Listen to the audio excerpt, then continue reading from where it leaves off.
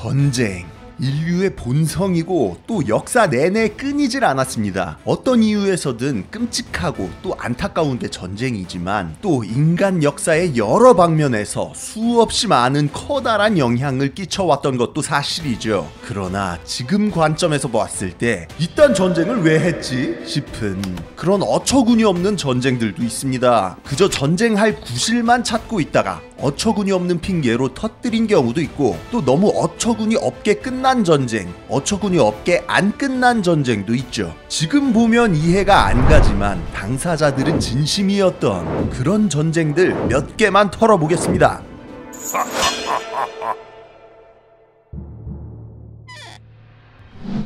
군대 갔다 오신 분들 부대에 나보다 짬 많이 먹은 댕댕이 한두 마리쯤 다 있었잖아요. 선임들이 야 얘가 너보다 선임이다 하면서 격려시키고 막 그러는 터줏대감들. 1926년 그리스와 불가리아 국경에서 이 댕댕이 하나 때문에 무력 충돌이 일어났습니다. 유럽의 화약고라 불리는 만큼 발칸반도 나라들은 거진 다 서로 원수지간인데요. 그리스랑 불가리아도 오스만 제국에서 독립할 때부터 마케도니아 지역의 영유권 가지고 총 들고 싸웠었습니다. 지금도 끼릴 문자 누구 거냐, 요거트 누구 거냐 같은 걸로 싸우는 중이고, 한때는 둘 중 어느 나라 산이 더 높냐로까지 자존심 싸움 할 정도였어요. 1차 대전으로 발칸반도가 쑥대밭이 되고 오스만 제국이 완전히 해체된 시기인 1926년 10월 18일 두 나라 사이의 국경은 당연히 살벌한 상태였습니다. 그리고 이날 밤 양국이 갈라서 점유하고 있던 벨라시차 산의 국경지대에서 총성이 울려 퍼졌죠. 그리스 측 초소에서 댕댕이 한 마리가 오밤중에 산책을 나갔는데 병사 한 명이 이 댕댕이 데리고 오려고 쫓아간 거예요. 근데 정신을 차려보니까 불가리아 영토까지 온 거야. 국경 넘은 거죠? 불가리아 경비대한테 총 맞고 즉사해버립니다. 날이 밝아 그리스 병사의 시체가 발견되고 양측 국경 경비대 사이에서 교전이 벌어졌습니다. 불가리아 측에서는 이거 우리가 실수한 것 같다, 미안 으로 나왔는데,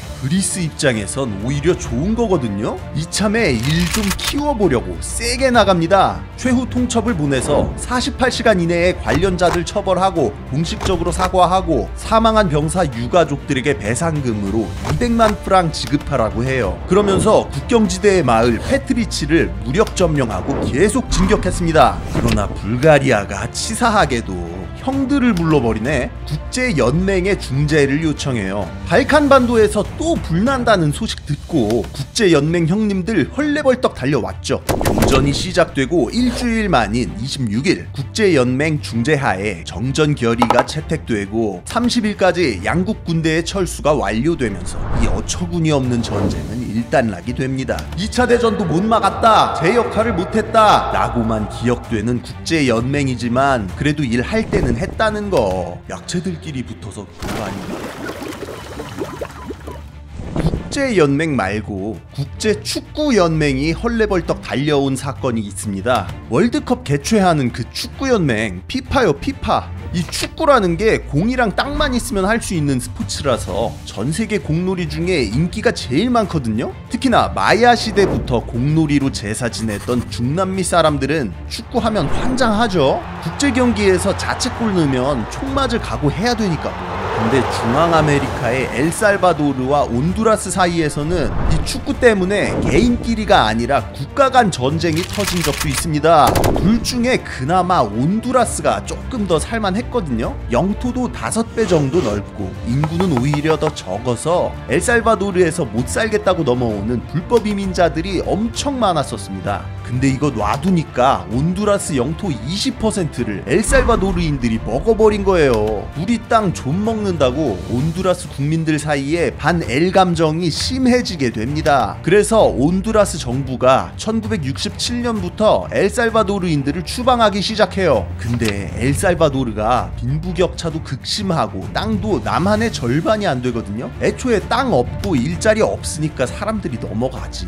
이 사람들 돌아온다고 엘살바도르에서 감당할 수가 없는 상황이었어요. 피도 눈물도 없는 온두라스 라며 엘살바도르 내에서도 반온 감정이 심해지죠. 양국의 혐오 감정이 극한까지 올라가던 1969년 멕시코 월드컵 예선전이 시작됐습니다. 그리고 하필 1라운드를 통과한 온두라스와 엘살바도르가 준결승에서 만나게 되어 경기장의 살기는 더 이상의 자세한 설명은 생략하겠습니다. 1차전에서 1대0으로 온두라스가 승리! 이에 충격을 받은 엘살바도르인 소녀 한 명이 권총으로 극단적 선택을 해버리는 사건이 발생합니다. 벌써부터 분위기 심상치 않죠? 2차전은 엘살바도르가 3대0으로 승리해서 3차전까지 가야 하는 상황이 됐는데 엘살바도르 대통령이 1차전 때 죽은 소녀의 장례식에 직접 참가하면서 분노 감정을 오히려 부추기고 양국 응원단이 선수 숙소 앞에서 난동을 피우는 등 일이 험악하게 돌아가요. 피파에서는 사태의 심각성을 느끼고 3차전은 멕시코에서 진행하기로 하죠. 2만 명의 관중 그리고 그보다 많은 경찰들이 경기장을 채웠습니다. 일촉즉발의 상황이었으니까요. 그리고 3차전이 온두라스의 패배로 끝나면서 마침내 폭력 사태가 터지기 시작합니다. 온두라스에서 이성을 잃은 폭도들이 엘살바도르인들을 집단 공격하기 시작했어요. 그렇게 1969년 7월 14일 엘살바도르가 자국민을 보호한다는 명분으로 온두라스를 침공! 진짜로 전쟁이 시작돼 버렸습니다. 사실 1968년부터 공격 각을 보고 있었는데 축구와 혐오온 감정을 이용해 터뜨린 거였죠. 이 전쟁은 다행히 100시간 만에 끝나면서 일명 100시간 전쟁이라는 또 다른 별명으로도 불리게 됐습니다. 보다 못한 미국이 미주기구 OAS를 동원해서 싸움을 일단락시켰거든요. 피파는 이 사건 이후 식겁해서 여러가지 전쟁 방지 장치를 마련하게 됩니다. 관계가 나쁜 국가들끼리 국제 경기를 치를 수 없도록 갈라놓고 경기 자체도 중립적인 제3국에서 하는 방향으로 가기 시작했죠. 골득실 원정 다득점 제도로 3차전까지 갈 일도 없게 만들고요. 그래서 러시아와 우크라이나는 지금도 절대 같은 조로 편성되지 않는다는 거. 축구, 영국이 원조죠. 영국에서도 축구 때문에 폭력 사태 자주 나는데 공놀이의 고장 영국에서 축구보다 훨씬 유서 깊은 스포츠가 크리켓입니다. 한국 군대에서 족구 많이 하는 것처럼 영국인들도 군대에서 크리켓 많이 치겠죠. 군함 위에서도 칠 수 있어서 당연히 해군들도 많이 했는데 1896년 9월 27일 동아프리카 해안에서 함대별 크리켓 대항전 하려고 모인 영국 함선 5척에 뜬금없이 포격 명령이 떨어집니다. 마침 그 앞에 있던 잔지바르를 공격하라는 명령이었는데요. 전설적인 밴드 퀸의 보컬 프레디 머큐리의 고향으로 유명한 잔지바르, 이 잔지바르의 술탄이 영국에 선전포고를 한 것이었습니다. 보통 흑인 노예라고 하면 악랄한 유럽인들의 이미지만 상상하는데 사실 흑인을 노예로 쓴 건 아랍인들이 원조고 노예 무역도 아랍인들이 제일 많이 했거든요. 대항해 시대 이후 유럽인들이 전 세계 대양에 진출하고 노예 수요가 급증하자 아라비아 남부에 세워진 오만 제국도 포르투갈을 쫓아낸 뒤 그 일대를 장악하고 잔지바르 섬을 거점으로 한 노예 무역으로 아주 잘 나갔었습니다. 애초에 잔지바르라는 이름 자체가 페르시아어로 흑인 해안이니까 말 다 했죠. 1856년 오만 본토에서 왕위 계승 분쟁이 터지자 잔지바르는 독립을 합니다. 그러나 이때는 이미 수에즈 운하도 뚫리고 제국주의가 정점을 찍은 시기, 동아프리카 해안에 손님도 줄어들고 잔지바르도 리즈 시절 지난 지 한참이었어요. 이때 영국이 보호해준다고 나타났고 잔지바르는 사실상 식민지 상태로 전락하게 된 거죠. 그래도 한때 유럽 열강들까지 설설 기게 만들었던 역사가 있는데 자존심이 있잖아요. 거기다가 영국인들 노예 좋다고 사갈 때는 언제고 이제 와서 노예제 같은 거 하지 말라며 선비질을 합니다. 잔지바르에서는 노예제 폐지 못한다고 영국인들 꺼지라고 반영 감정이 심해져요. 19세기 말쯤 되면 유럽에서는 이미 노예제 폐지가 상식이 되어 있는 상태였는데 잔지바르는 애초에 노예로 흥한 곳이라 노예제 폐지 이거 굶어 죽으라는 말이었거든요. 1896년 8월 25일 반영파이며 동시에 노예 찬성론자였던 칼리드 빈 바르가시가 잔지바르의 술탄으로 즉위합니다. 영국은 즉시 쿠데타를 계획해서 말 잘 듣는 사람으로 갈아치우려고 했죠. 근데 쿠데타의 낌새를 느낀 칼리드가 겁도 없이 당일 오후 영국에 선전포고를 한 거예요. 그래서 하필 잔지바르 근처에서 크리켓 치던 수병들이 갑자기 소집이 된 겁니다. 아침 9시 2분에 시작된 포격으로 잔지바르의 유일한 전함 한 척이 침몰하고 칼리드 술탄은 독일 대사관으로 빤스런, 잔지바르는 영국에게 칼같이 항복했습니다. 이때가 오전 9시 40분, 롤 한 판 정도 할 시간인 38분 만에 전쟁이 끝난 거예요. 잔지바르는 이후 67년간 반란 한 번 일으키지 않고 조용히 영국 땅으로 유지되다가 1963년 독립하고 탕가니카와 합병하여 지금의 탄자니아가 됐습니다.